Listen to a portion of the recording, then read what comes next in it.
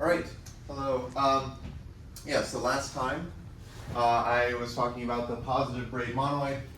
So here W is a finite Coxeter group, and B plus of W is this, well, so B of W is the braid group of W, or the Artin group of W, and it's this group generated by these sigmas, where the sigmas correspond bijectively to the simple reflections in W, and they basically just don't satisfy the relation saying that they're involutions. So the Coxeter group is a quotient of this braid group, and then the B plus of W is the set of things that we could write as a product of sigmas without using inverses. And then toward the end I was saying that if you have some beta, you can do this procedure to factorize it. So you start with beta, you define this beta sub 1, and then you take the meat of that with like, so iota of W naught is like the lifting of W naught into the positive braid monoid, and that gives you this beta 1, and then you define beta sub 2 to be like this thing. So you're sort of stripping off this prefix of beta 1, and then you kind of just keep doing this, and this gives you some factorization called the Garside factorization of beta. And then this K here, like the number of Garside factors, this was called the Garside degree of beta. Okay, so let me do an example of this.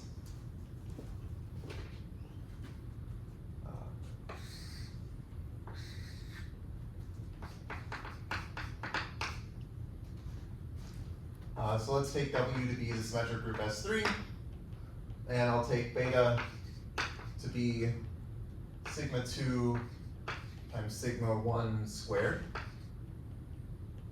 So if I do this, then, okay, this is also beta 1, because beta 1 is just beta. And then my beta superscript 1 is going to end up being sigma 2 sigma 1.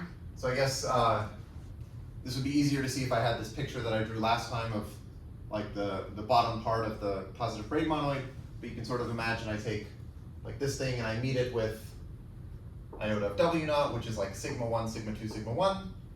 If you take that meet, you end up getting this thing. And then that means that beta 2 is going to be, well, I basically strip off sigma 2, sigma 1 from this thing, and I'm just left with sigma 1. And then that'll also just be beta superscript 2. Right, so this will just be sigma 1. And so then the Garside degree is 2, because there are 2 of these factors. And you can write beta as like beta 1, which is sigma 2, sigma 1, times sigma 1, and that's the Garside factorization. Okay.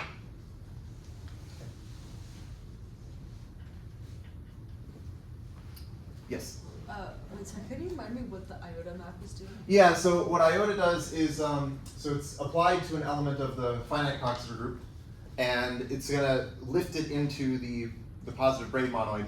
And all you do is you choose a reduced word for this element. So it's some element of the Coxeter group, and you choose a reduced word for it, and then you replace the s's with sigmas.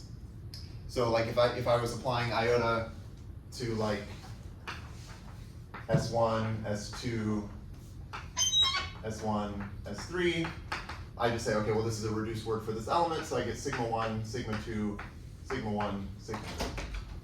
And then there's this theorem, Matsumoto's theorem, which says that this is actually well defined, in the sense that if I had chosen a different reduced word for the same element, then I would have gotten something that is equal to this in the braid group. Okay. And why do we know that this is always a positive? Oh, well, it's positive just by definition, just because I'm saying like, just replace s's with sigmas, and there are no inverses when you do this process. Okay. Yeah. Okay. Any other questions? Okay.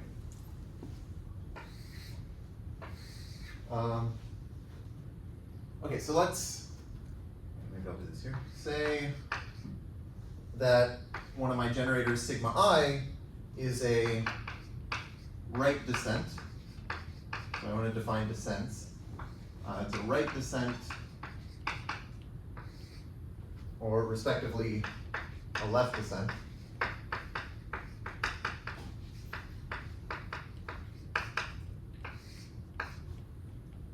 of a positive braid beta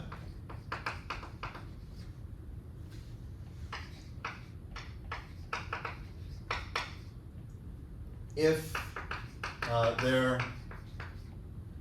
is a positive expression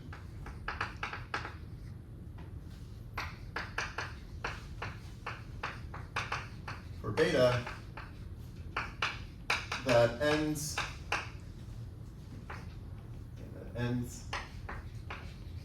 or respectively starts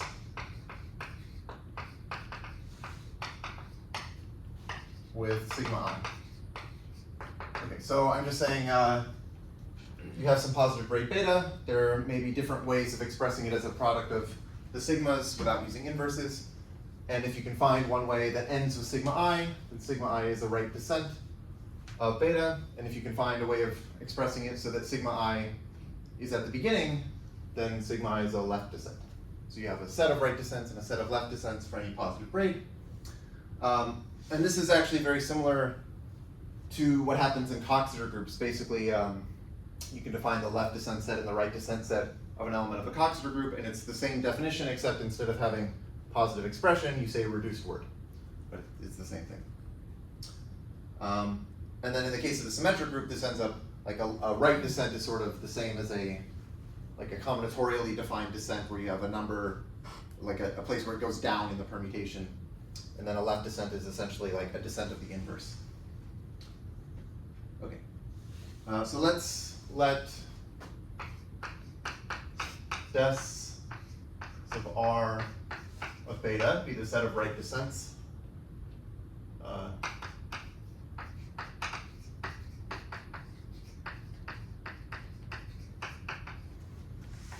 beta. And similarly, with an L, it's just the set of left descents.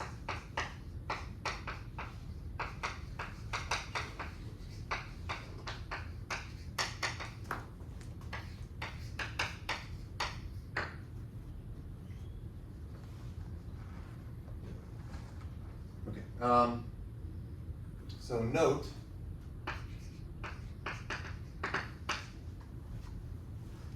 that oh, well, okay, I guess yeah, maybe this note is actually what I was just saying about the Coxeter group, so maybe I don't think you're right. Okay, but anyway, there's this theorem. This theorem is due to Michel from 1999.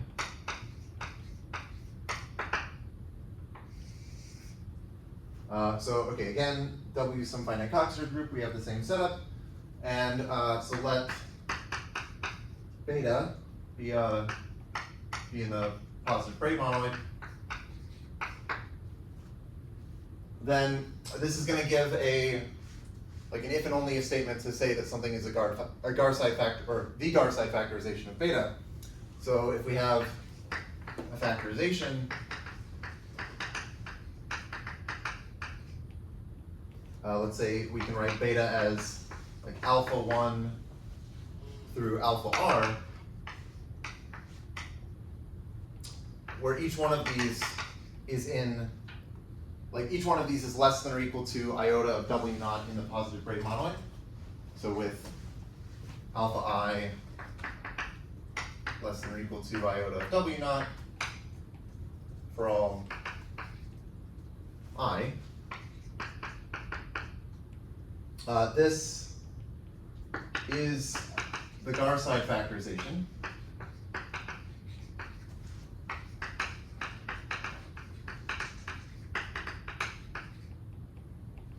of beta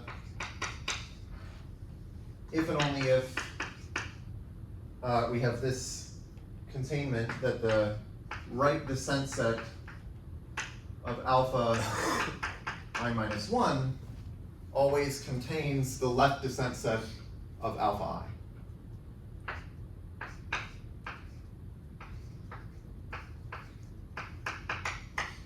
Okay. So all I where this makes sense.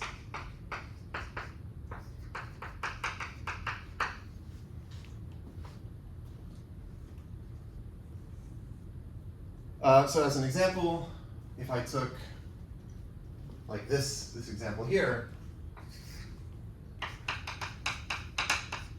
where beta is sigma 2 sigma 1 squared, and I take this Garside factorization as sigma 2 sigma 1, so I can write, yeah, this is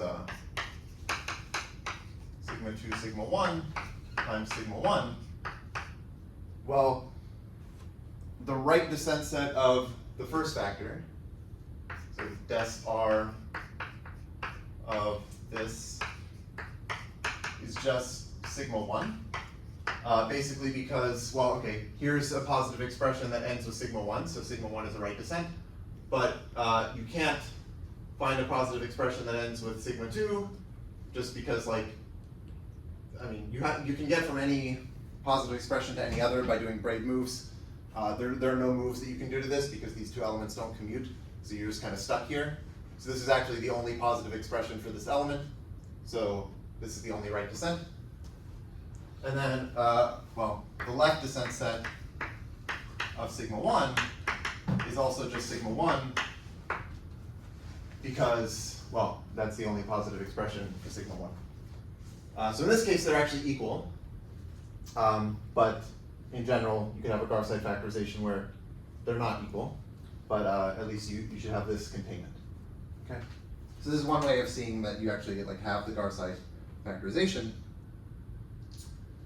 And then I guess the reason that I wanted to discuss the Garside factorizations, which I maybe mentioned last time, is that this gives you a way of determining if something is in this immoralized weak order. So let me maybe just remind you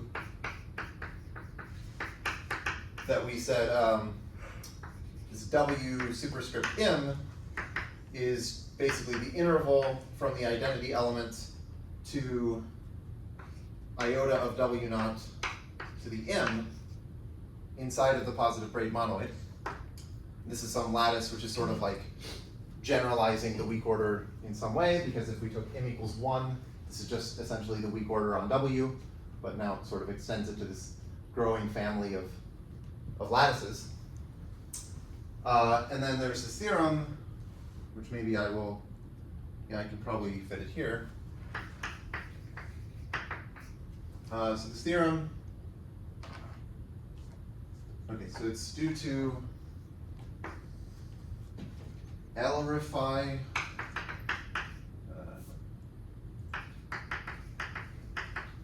and Morton,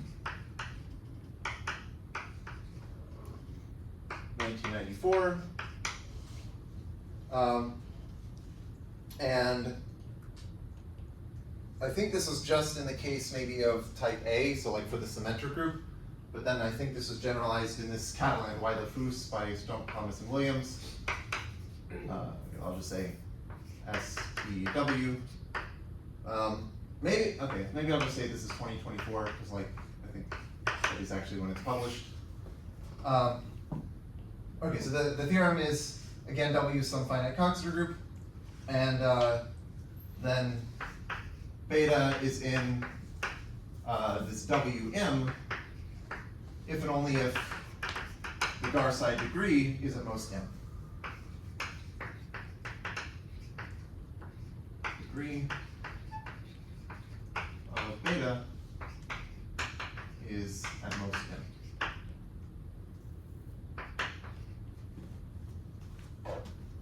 Okay.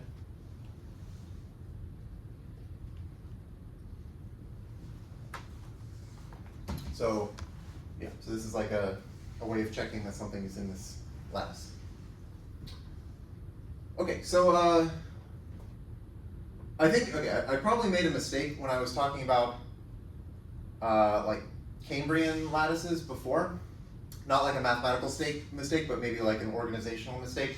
Because I think what I did was I defined the C sortable elements in this combinatorial way. If you remember, I said like, well, it's like the set of permutations that avoid 3-1-2 patterns where the 2 has some condition and it avoids 2, 3, 1 patterns where the 2 has some condition. It was like this kind of weird thing, and I said I don't really want to define this in the Coxeter theoretic way, but now I think I do want to do that because I want to define C-sortable elements in the positive braid monoid, and the way to do that is really using this Coxeter theoretic way. So this is how I should have defined it originally, but anyway, so I'll define it now this way.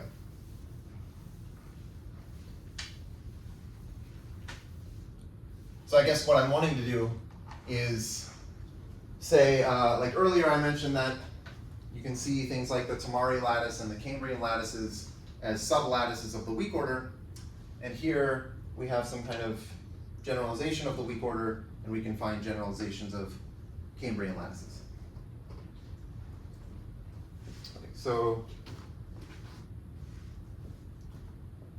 again, W is a finite Coxeter group like before, and I'm going to let C be some Coxeter element, so it's some product of the simple reflections in some order.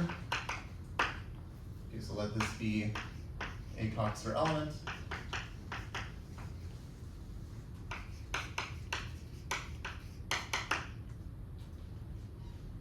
Then, well, if I apply iota to C, I just take this reduced word, so this is a reduced word for C, and I just replace it with sigmas. So this is sigma I1 through sigma IR, and this is in the positive braid monoid. Okay. So, okay, what I want to do is consider this infinite word.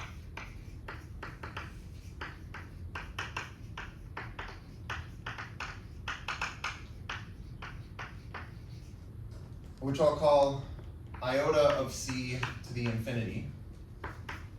And basically, this is just like some infinite word that I get by concatenating this with itself over and over. So this is like iota of C, but okay, I'm thinking of iota of C as now a word. So think of this as like the word sigma I1 dot dot dot sigma IR. And then I'm just going to repeat this sigma I1 through sigma IR. And I just do this over and over. So I get this infinite word, which is it. So it's some word in the sigmas.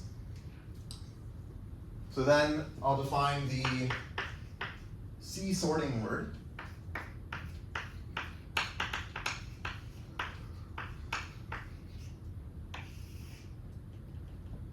of an element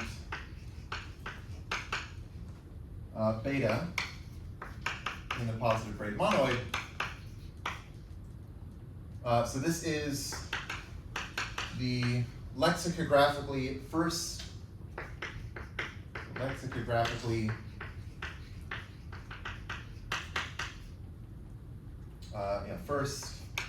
subword of this infinite word, iota of C to the infinity, that represents beta.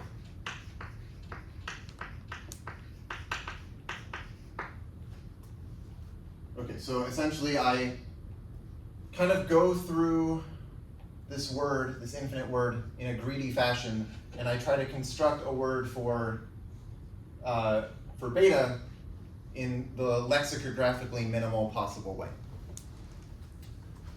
And this is going to be the C sorting word for beta. And so I'll do an example in a second, but let me also just define I sub k of beta. This is also dependent on C. So this is going to be the set of generators sigma I that appear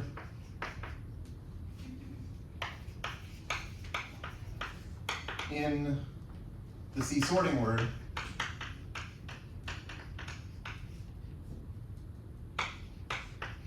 of beta. I guess, okay, I'll be a little bit imprecise here, but I'm just going to say coming from the kth copy of iota of C. Okay, I'll do an example, but basically what I'm saying is you write this C sorting word by going through this infinite word. And so you're going to take some letters from this first copy of iota of C, and then you're going to take some letters from the second copy and some letters from the third copy, and so on. And I sub k of beta is just like the set of letters that you've taken from the kth copy. So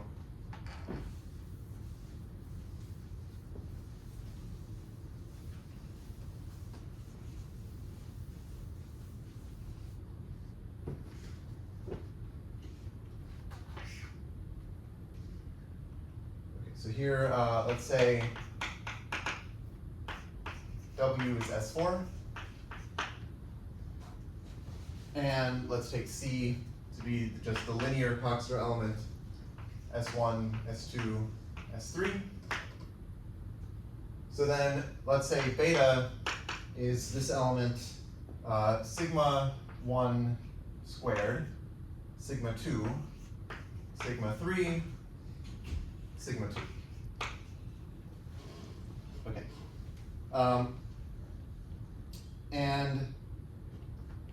Okay, so I want to write this as like a lexicographically minimal subword of iota of C to the infinity.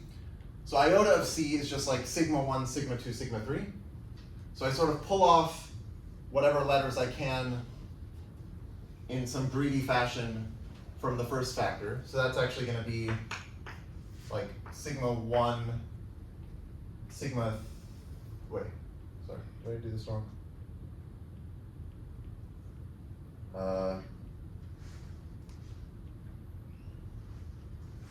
Sigma 1. Oh, yes, okay. Yeah, maybe I should, okay, so I think I should be more careful about how I do this. Basically, I can pull off a sigma 1. Okay, so I have a sigma 1 that I can use. And now I ask, can I use sigma 3? And I think the answer is no. Or sorry, can I use sigma 2 is what I mean. And the answer is no. Basically, once I've pulled off the sigma 1, I'm left with sigma 1, sigma 2, sigma 3, sigma 2. And I want to know, is now sigma 2, I want to see if I can include sigma 2. I want to know, is sigma 2 a left descent of this element? Basically meaning, can I move the sigma 2 over here to be on the left using braid moves? And I think you can't. I think if you just play with it, you'll see that you can't move the 2 over. But you can move the 3 over, because you could say I can do a braid move here and say that this is sigma 1, sigma 3, sigma 2, sigma 3. Right, so I did this braid move to change sigma 2, sigma 3, sigma 2 to sigma 3, sigma 2, sigma 3. And then sigma 1 and sigma 3 commute, so I could write this as sigma 3, sigma 1, sigma 2, sigma 3. So if I write it this way, then I can take off a sigma 3. So this is going to be my first factor. Okay, but now I want to keep going. Now I want to see if I can do a sigma 1. Well, if I pull this off, now I'm left with just sigma 1, sigma 2, sigma 3. Like after I pull off sigma 1 and sigma 3, I'm left with this. And so then, well, that's actually just iota of C, so I can just use iota of C. So I can use my sigma 1, and then sigma 2, and then sigma 3. So this is the lexicographically minimal positive expression for beta. So it's the C sorting word for beta. And what this means is that this I sub k notation, so I sub 1 of beta is the set of sigma i's that I used in the first factor. So this is sigma 1 and sigma 3.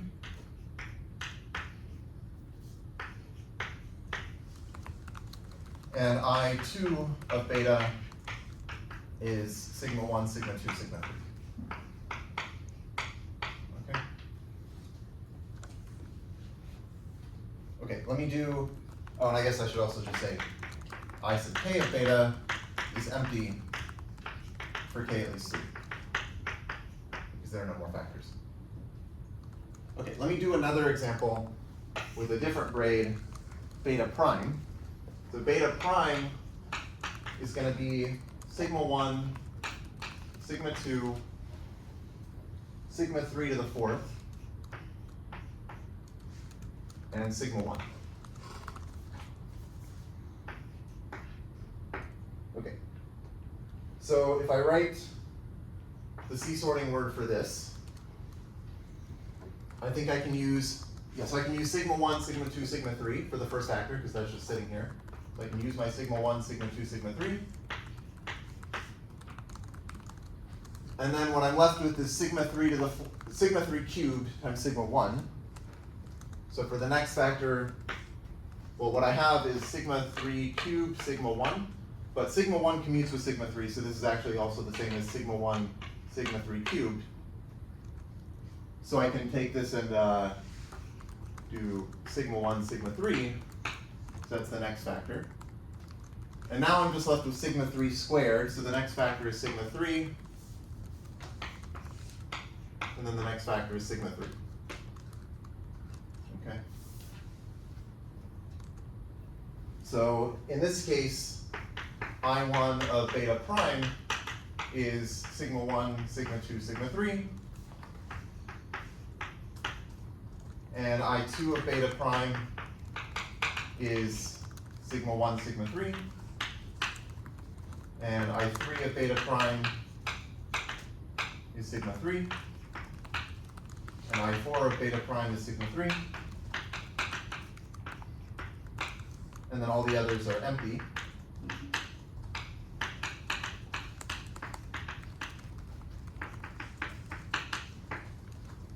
Okay, so those are two examples. Okay, and then, so the definition now is that we're going to say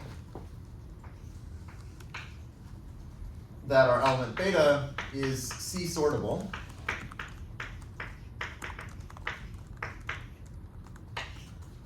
if we have this containment where I1 of beta contains I2 of beta, contains I3 of beta, and so on.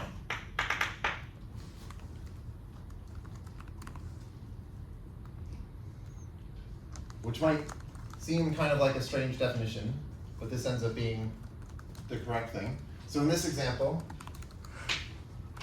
this beta here is not C sortable. It's not C sortable because I1 of beta does not contain I2 of beta. But this element here, beta prime, this is C sortable because I1 of beta prime contains I2 of beta prime, contains I3 of beta prime, contains I4 of beta prime, contains all the others are empty. Okay, so this is C sortable.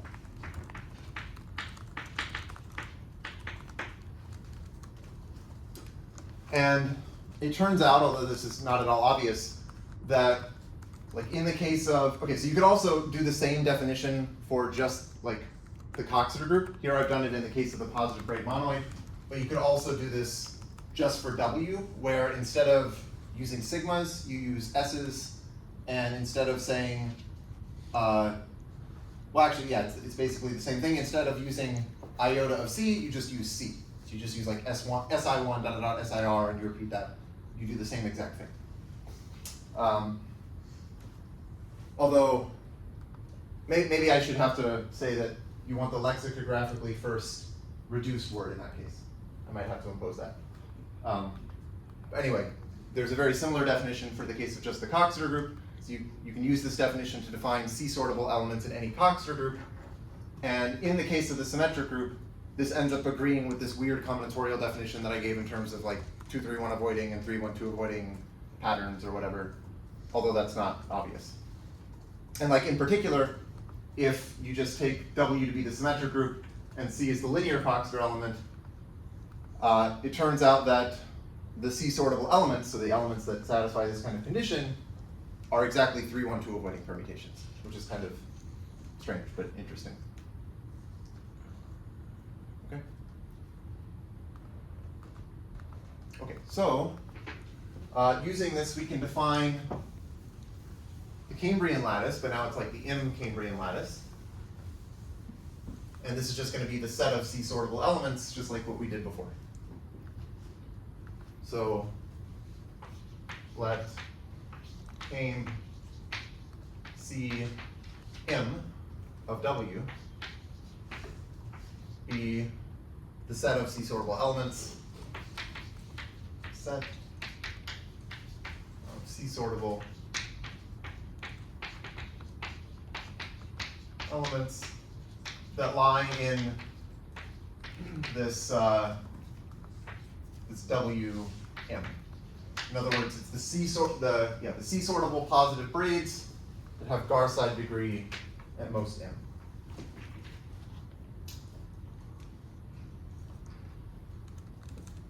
Okay, and I guess I'll just mention that, like, if you set M equals 1, so Cam C1 is, well, I should really say isomorphic to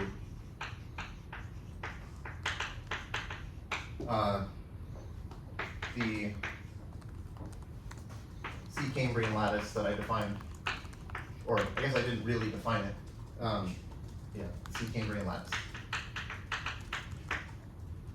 And by isomorphic, I just mean that, like, technically this is living in the positive braid monoid, but it should correspond to like an isomorphic thing in the weak order on the Coxeter group, and it's sort of like the obvious isomorphism is given by this embedding iota, which just sends the weak order on the Coxeter group to W superscript 1. Does that mean that IK would be empty for K greater than M? Yes. For IK is empty for K greater than M. So I guess the question is the Garside degree, I guess maybe that relies on a connection between the Garside factorization and the C sorting word, and I'm forgetting how this works. I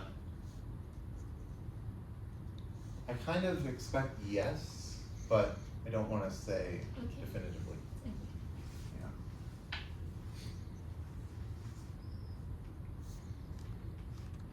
Oh wait. Oh no, sorry. Wait, you're asking if IK is empty for K greater than M. Oh, okay. No, so that's not true.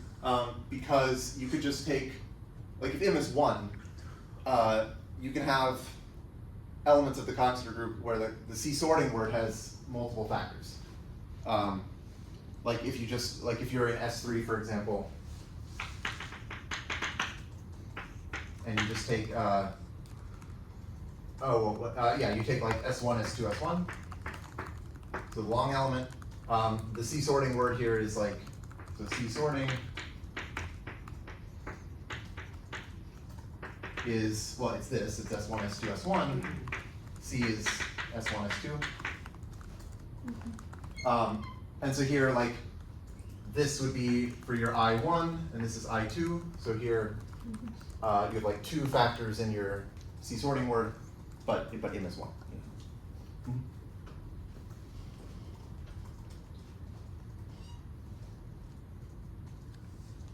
Okay, so here we have this. So there's this theorem by Stump, Thomas, and Williams, 2024-ish. And it says that this is actually a sublattice of Wm under the weak order. So Cam C M of W is a sublattice of Wm.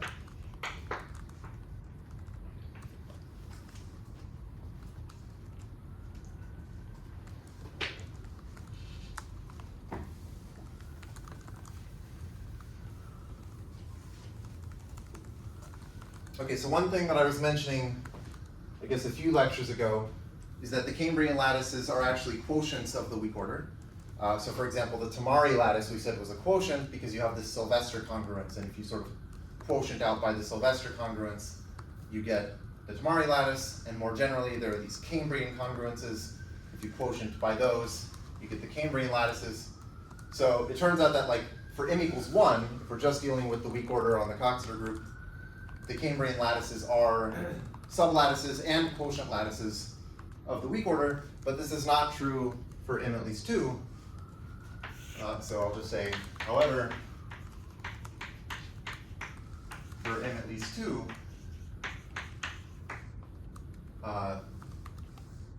this came C m of W is not always, not necessarily a quotient of W m.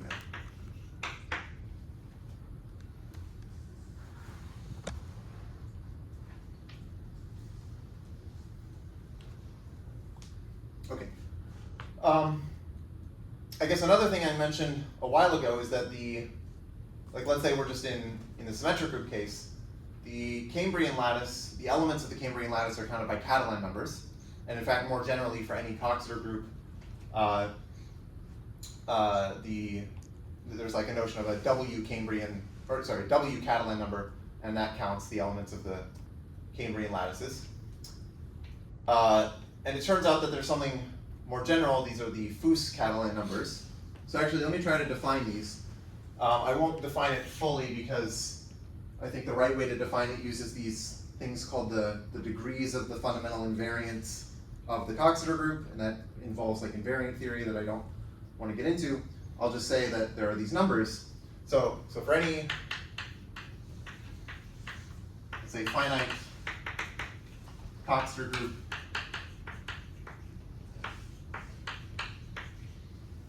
of rank R. So rank, again, just means the number of simple reflections. There are these positive integers.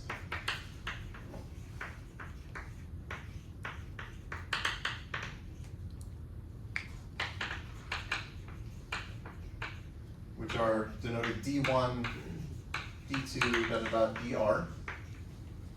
And I guess I'll assume that they're like weakly increasing. So D1 is less than or equal to D2, less than or equal to less than or equal to dr. And these are, so these are called the degrees of the fundamental invariance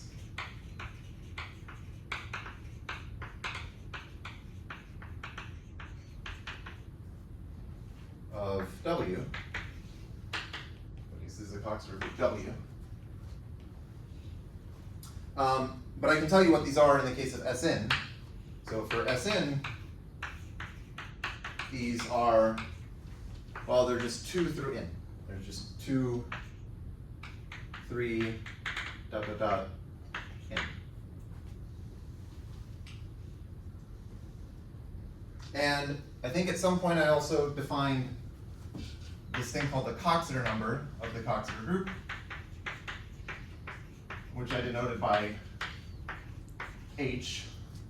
So I think I defined this in the context of pop stack sorting when I said that like the maximum number of iterations of this pop stack sorting operator that you need to go from any element in the weak order to the bottom element is H minus 1, where H is this Coxeter number, but you can also define this like in other ways.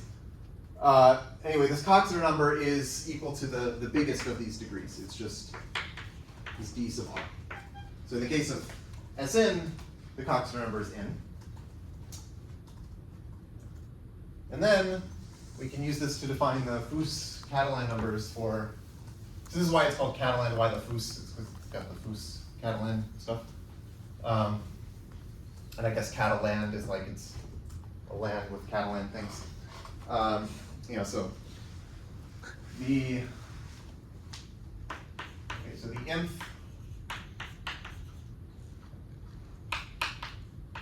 Fus Catalan number of W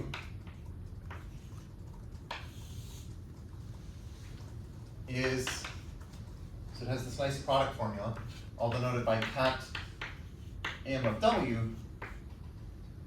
and it's the product from I equals 1 to R of M times the Coxeter number H plus DI divided by DI.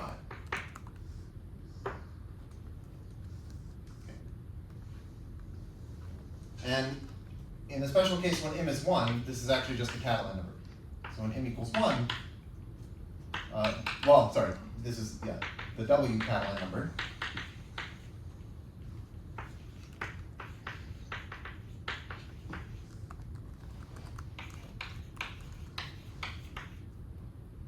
Which counts the elements of a Cambrian lattice of type W.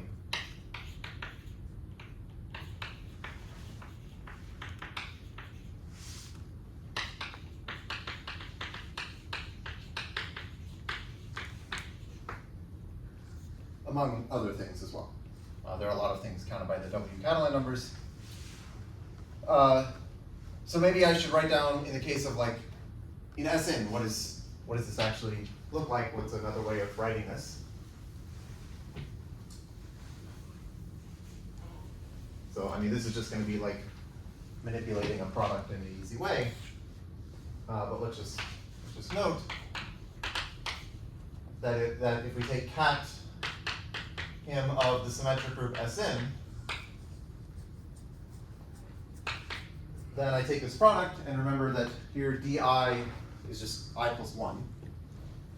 So it's going to be, and h is n. Okay, so I'm going to do m times n plus 2 over 2. That's like the I equals 1 factor. And then I have mn, so mn plus 3 over 3, and so on, all the way until mn plus n over n. And then you can just write this with factorials. You could say, okay, well, this is like the top is basically m plus 1 n factorial, but divided by mn plus 1 factorial. Like that's the product of the numerators. And then the product of the denominators is just n factorial. So I can add an n factorial here. But that's actually just the same as 1 over mn, or sorry, 1 over, yes, 1 over mn plus 1 times m plus 1 n choose n. And so in the case of like m equals 1, this is just like 1 over n plus 1 times 2 n choose n, which is the famous formula for the Catalan numbers. Okay, so these are the Fus Catalan numbers for the case of Sn, and then this is like the more general way of writing it. And so then the theorem is that,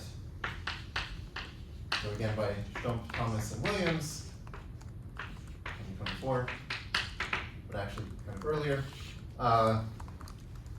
that this is also counting the C Cambrian lattice, like the M C Cambrian lattice, Cam C M of W. The size of this is this cat M of W, and it doesn't depend on C, just like in the case of the usual, like the n equals 1 case. Okay.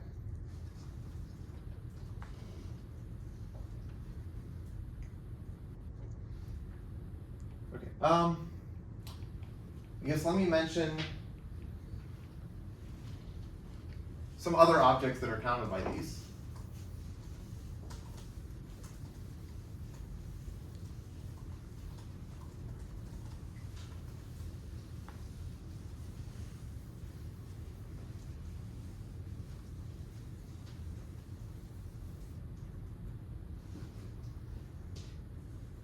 Okay, so some other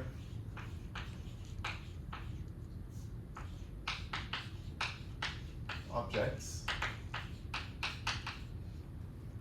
counted by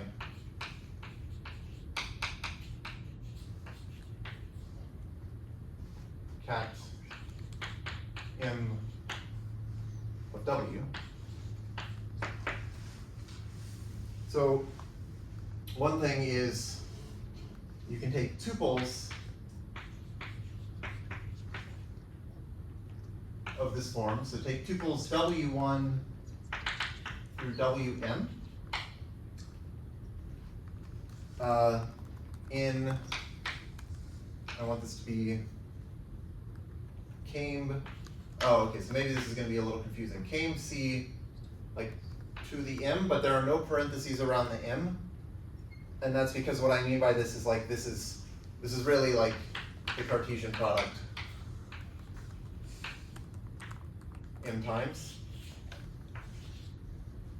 And this is like the m equals 1 case. This is like the usual Cambrian lattice, like what I would define over here, but for m equals 1. And you take these tuples, and they should satisfy the following condition. So such that, this is where it gets a little weird, such that I want W1 to be greater than or equal to, but in, this is the shard intersection order. So if you remember, we had the shard intersection order a long time ago. Basically, I defined this using shards, where I had these polyhedral cones called shards, and I said that if you have an element of the weak, an element of the weak order, then it has like these lower shards, and you take the intersection of the lower shards and look at those under containment. That gives you the shard intersection order. So I want this like decreasing chain in the shard intersection order. So this here is shard intersection.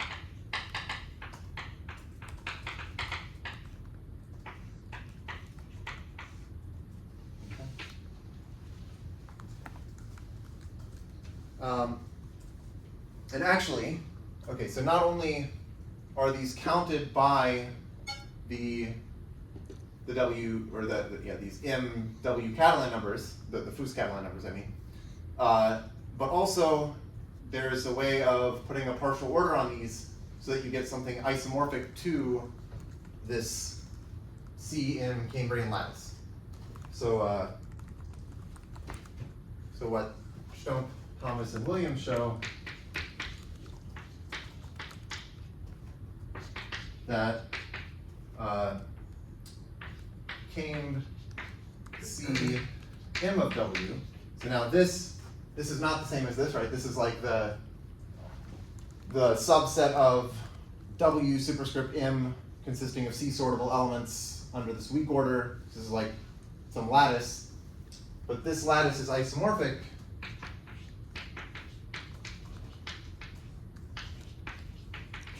to the set of these tuples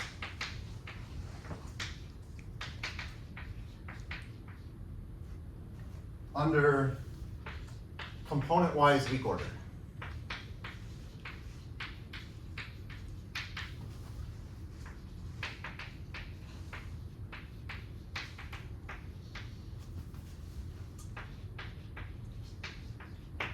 Okay, so let me just pause to like understand what's going on here, because there are sort of like a lot of different posets kind of all in one statement here. You've got these Cambrian lattices, and you're taking like elements, so these are like C-sortable elements of just the Coxeter group. So these are just elements of the Coxeter group. They're C-sortable, so you can think of them as being like elements of the C Cambrian lattice. But now you want tuples that are weakly decreasing under the shard intersection order. Now you want to put a different partial order on these tuples by saying that, so I guess the point is that like, if you have a tuple W1 through Wm, this should be less than or equal to another tuple W1 prime through Wm prime, if and only if Wi is less than or equal to Wi prime for all I. But now this less than or equal to is in the weak order. So, yeah. And yeah, and then that ends up being isomorphic to this. So I think that's kind of weird, or it's interesting, I think. Okay, so there's that. Oh, I guess maybe I should point out that like okay, so what happens if M is 1 here? Well, if M is 1, then this is just like elements of the usual C Cambrian lattice. So you don't have to worry about this condition. Okay, and then that's saying it's isomorphic to the C Cambrian lattice, so it's sort of not saying anything interesting. Okay, here's another thing that is counted by these Catalan numbers. Maybe I can do it here.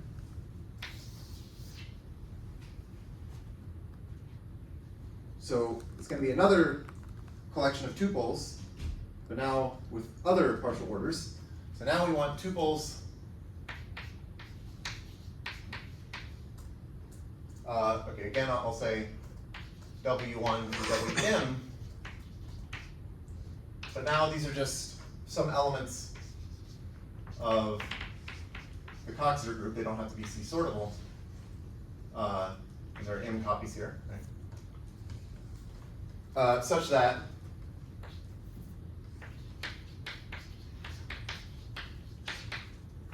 W1 is greater than or equal to in the absolute order. Okay, so now remember we have this absolute order from a while ago. This was this relation defined in terms of reflection length, where I said like, basically I had this condition saying something like, U is less than or equal to V in the absolute order, if and only if the reflection length, which is like the number of reflections that you need, so not simple reflections, but reflections that you need to represent this element. So the reflection length of V was supposed to be equal to reflection length of U plus reflection length of U inverse V, something like this. Yeah, I think that makes sense. So this was the absolute order. And so now we can look at tuples of things in our Coxeter group. So M tuples of elements of the Coxeter group that are weakly decreasing in the absolute order.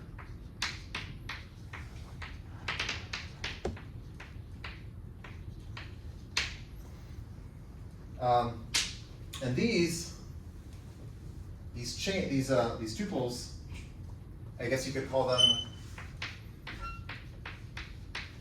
emeralized non-crossing partitions.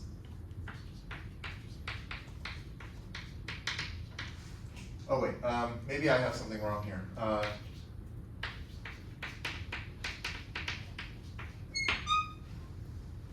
Oh yes, I do. I want all of these to be less than or equal to the Coxeter element C.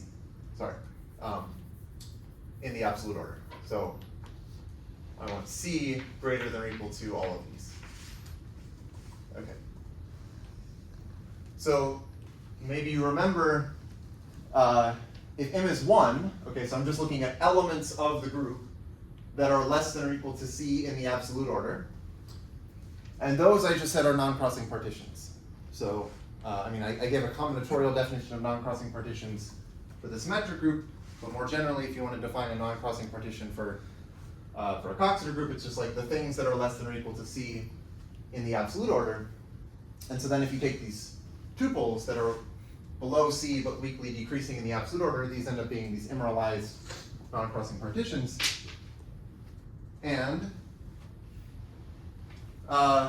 these end up also being counted by the Catalan numbers. Let me also define one other sort of variant of this that's going to be closely related. Let's see.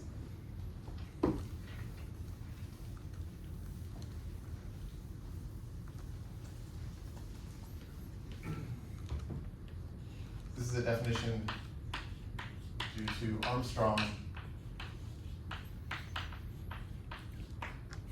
from, forget the year, 2006.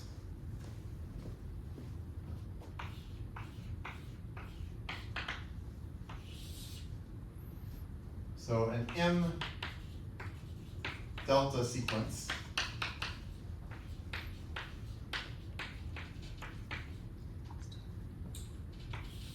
is a tuple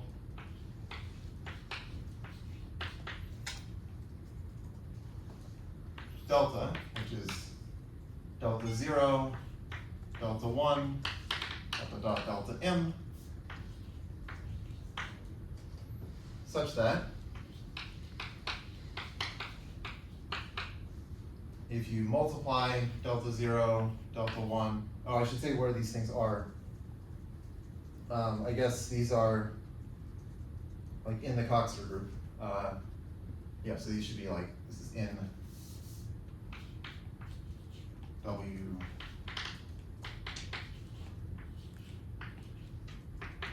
So this is such that. So the product of these should be the Coxeter element C. And the sum of their reflection lengths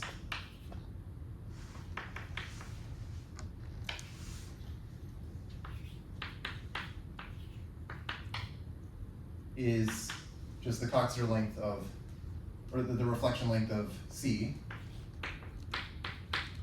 which is also R. This is the rank of the Coxeter group. Probably I stated this at some point, but yeah, so R is like the rank. And so these M delta sequences naturally correspond to the emeralized non-crossing partitions, and the bijection is as follows. So these correspond to these emeralized non-crossing partitions.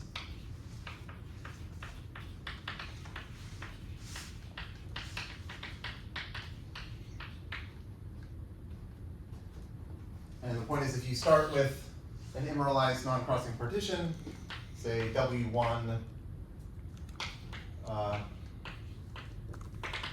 through Wm,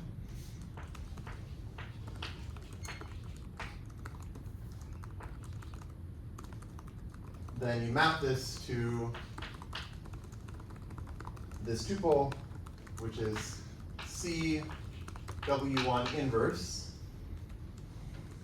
and then oh, I guess, wait, hold on. Yeah, okay, maybe that makes sense. Yeah, CW1 inverse, W1, W2 inverse, dot dot dot WM minus 1, WM inverse, and then WM.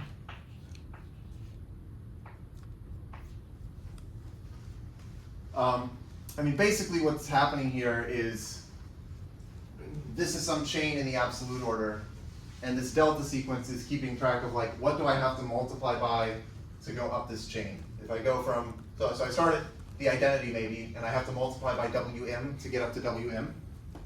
And then I say, what do I have to multiply by to get from Wm to Wm minus 1? Well, you multiply by this. And then this is just, at each step you're multiplying by this thing to get up to the next step, until eventually you get to C. Okay. So that's how this bijection goes in that direction, but you can also go in the reverse direction. If you start with this delta 0, delta 1, dot dot dot delta m, then you map this to this tuple, which is like, you start with the product, delta 1 through delta m, and then next you do, I guess, dot dot dot, absolute order, delta m minus 1, delta m, and then delta m. Okay, so maybe a little sloppy, but yeah, this is the tuple. Okay. And maybe one last thing I'll say is that, so I'll probably end a little early today, but you can also define Krevra complement on these emeralized non-crossing partitions, specifically using the delta sequences. So if you remember, we had this Krevra complement map on non-crossing partitions, which was this nice anti-automorphism of the non-crossing partition lattice. It's this, like you can define it combinatorially in terms of like filling in some non-crossing partition in sort of a maximal way. But then you can also define it just like group theoretically. And so there's this nice group theoretic way of doing this on these delta sequences. So we can define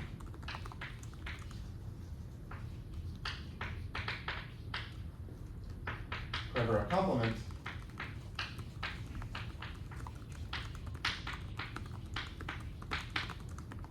I'll call it K on these in delta sequences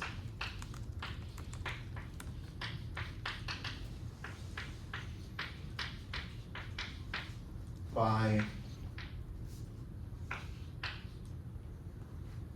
if you want to do K applied to delta 0, delta 1, delta M, basically you cyclically shift this, so you bring the delta M over to this side, and you conjugate delta M by C. So you do C, delta M, C inverse, and then you just copy down delta 0, delta 1, delta n minus 1. And this ends up being some interesting dynamical system that you can define on these M delta sequences, and therefore also on the emeralized non-crossing partitions. And in particular, it's easy to see that the order of this, so this has order M plus 1 times H.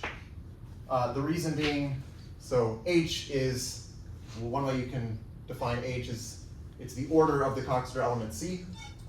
So if you imagine applying this K M plus 1 times, you're just going to cyclically rotate everything to get back to where you started, except now everything will be conjugated by C. And so then if you do that process H times, well, now you've just conjugated everything by C H times, but the order of C is H, so you've actually just done nothing. Okay. And you can check that, I guess in the case of M equals 1, this ends up being the same as the Krevra complement on like the usual non-crossing partitions. Okay, so I think I'll end early today, so that's all.